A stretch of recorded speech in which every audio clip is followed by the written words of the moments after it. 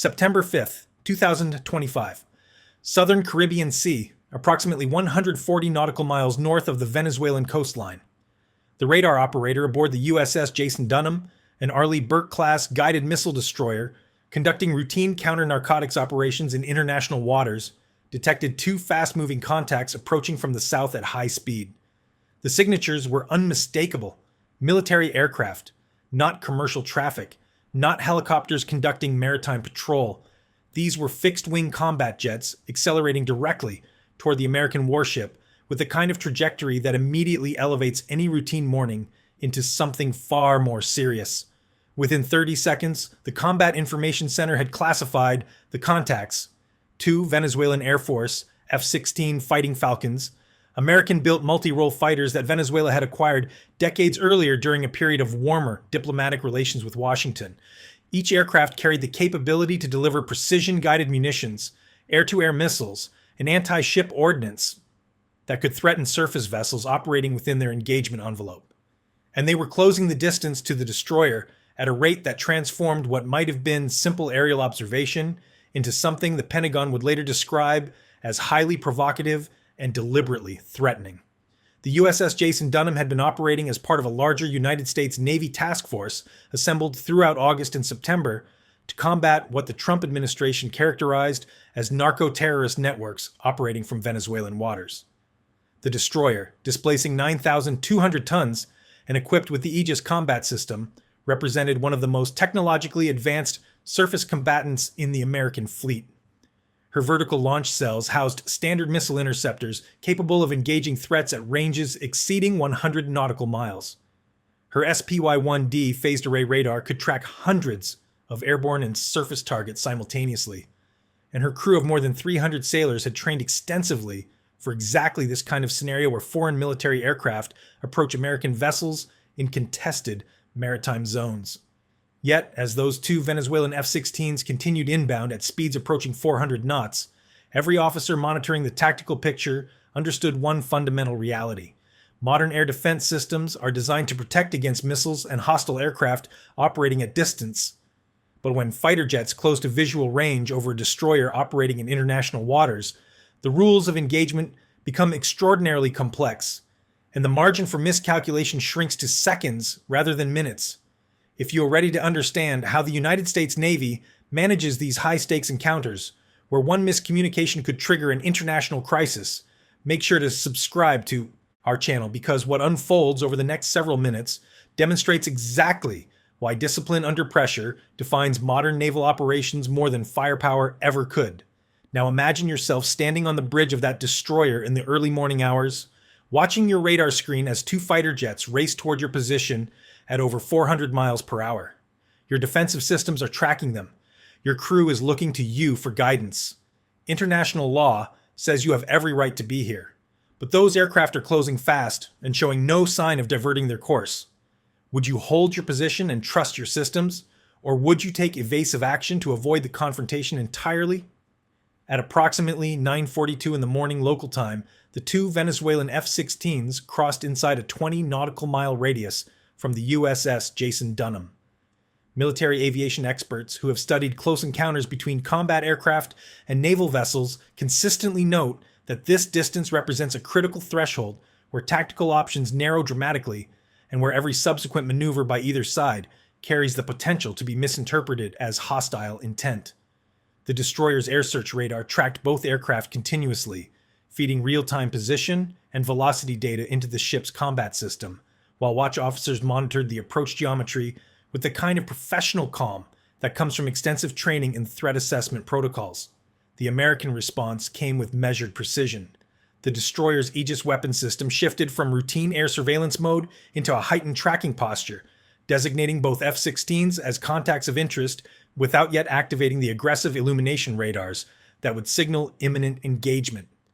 The ship's rolling airframe missile launchers, designed specifically to intercept anti-ship missiles and hostile aircraft at close range, rotated toward the approaching jets, their sensors feeding targeting data into fire control computers that could execute engagement sequences in milliseconds if authorized.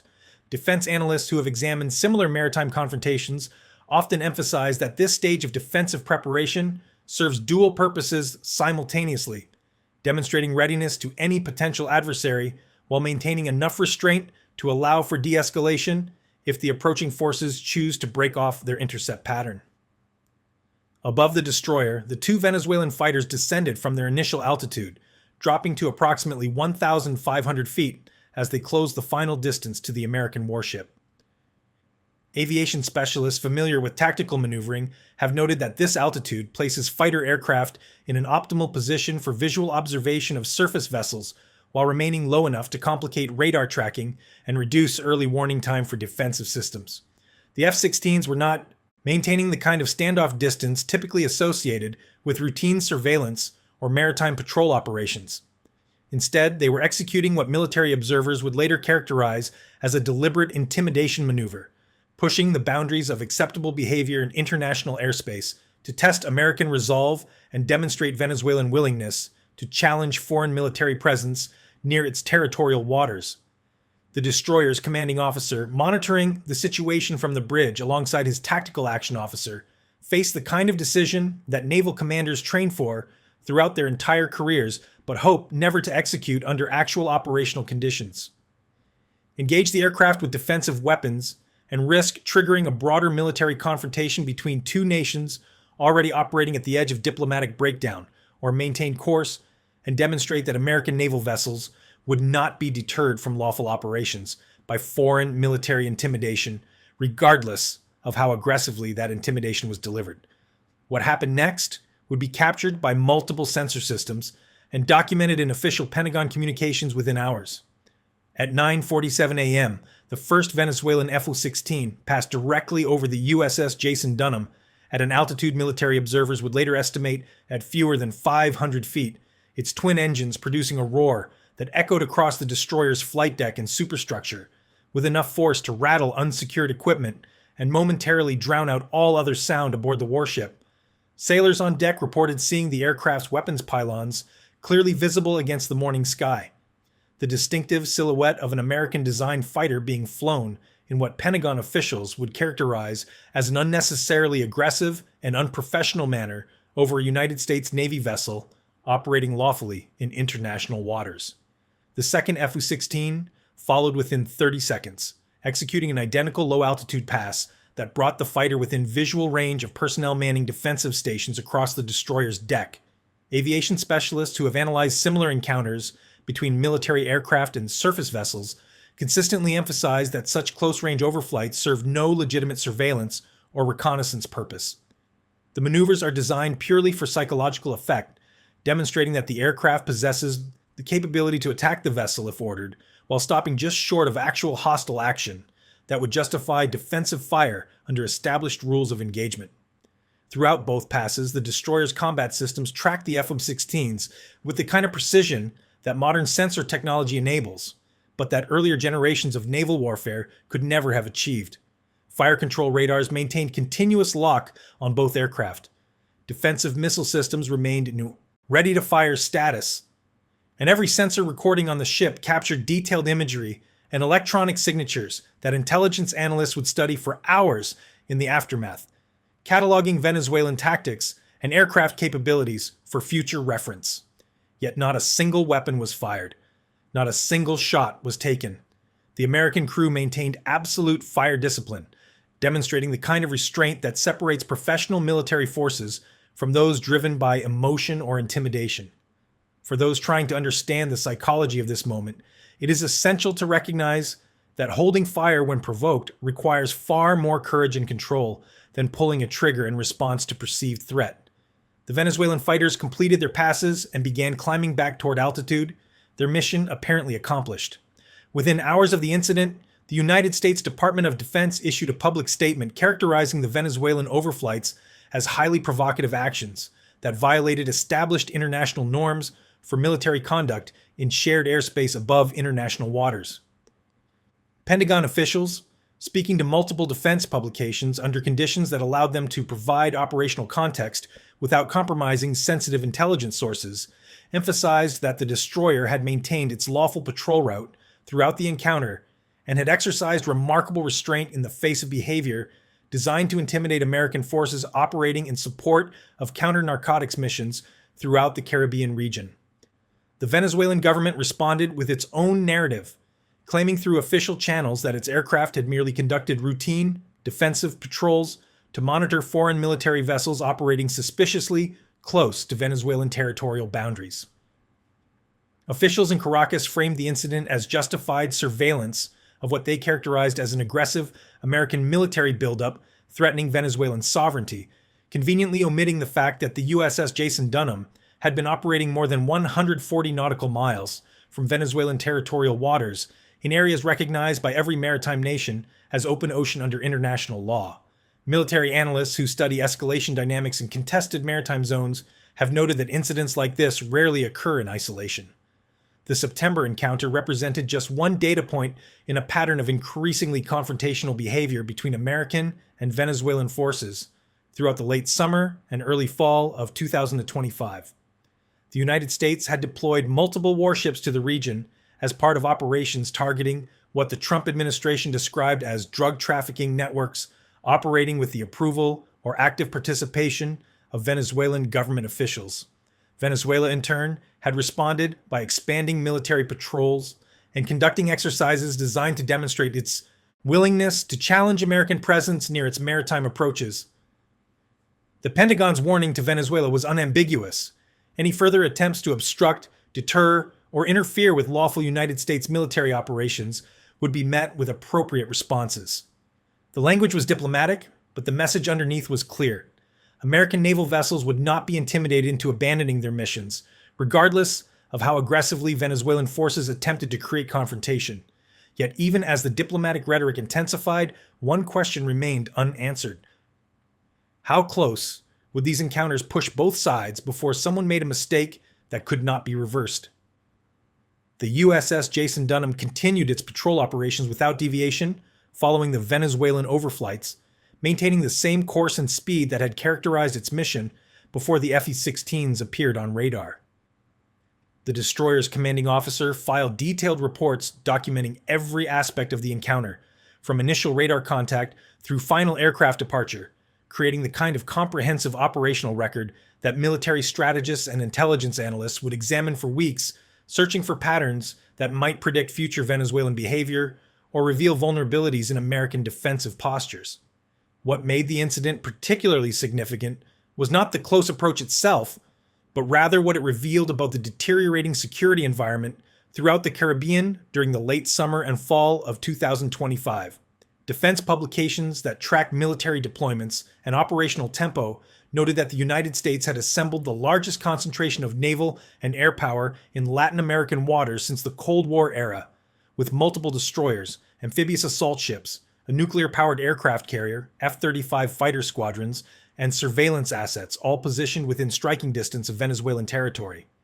This buildup, officially justified as counter-narcotics operations against designated terrorist organizations, created a military presence that Caracas interpreted as preparation for regime change operations disguised as law enforcement missions. From Venezuela's perspective, sending fighter jets to buzz American warships represented a calculated risk designed to demonstrate that the Maduro government would not passively accept what it viewed as foreign military intimidation. The overflight sent a message that Venezuela possessed the capability and willingness to challenge American forces even when outmatched technologically and numerically. Military strategists who study asymmetric confrontations have observed that weaker powers often resort to these kinds of provocative gestures precisely because they cannot match stronger adversaries in conventional capabilities, choosing instead to create incidents that generate international attention and political complications for the superior force. Yet the United States response demonstrated something equally important about how modern naval powers manage escalation in contested regions. By maintaining fire discipline and refusing to be provoked into shooting down aircraft that were technically operating within international airspace, the destroyer's crew denied Venezuela the propaganda victory that would have followed any American use of force. The restraint showcased exactly the kind of professional military conduct that separates disciplined forces from those driven by impulse or emotion. What unfolded in the skies above the USS Jason Dunham that September morning was far more than a simple military encounter between aircraft and warship. It represented a test of doctrine, discipline, and strategic messaging in an era where conflicts increasingly play out through calculated provocations rather than declared wars.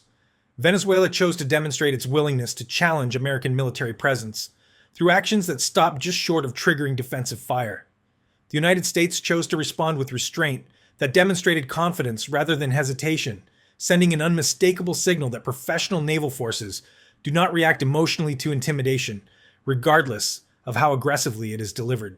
Military historians who study how nations manage tensions in contested regions often point to incidents like this as critical moments where escalation patterns either accelerate toward open conflict or stabilize through mutual recognition of boundaries that neither side wishes to cross. The Venezuelan pilots completed their provocative overflights and returned to base without facing defensive fire. The American destroyer continued its lawful patrol without altering course or abandoning its mission. Both sides demonstrated capability while maintaining just enough restraint to avoid triggering the kind of confrontation that could spiral beyond anyone's control. So here's the question for you. If you had been commanding that destroyer with Venezuelan fighters screaming over your deck at 500 feet, knowing that one wrong decision could trigger an international crisis, would you have held fire the way the USS Jason Dunham's crew did? Let us know in the comments below what you would have done in that moment. If this breakdown helped you understand how modern naval confrontations actually work and why discipline matters more than firepower, make sure to hit that subscribe button so you never miss our analysis of real maritime operations. Because the next encounter could happen anywhere. And understanding these dynamics matters now more than ever. In the end, Venezuela tested American resolve with fighter jets and found something they did not expect. Not a weakness, no hesitation, just unwavering professional confidence that requires no weapons fire to prove its point.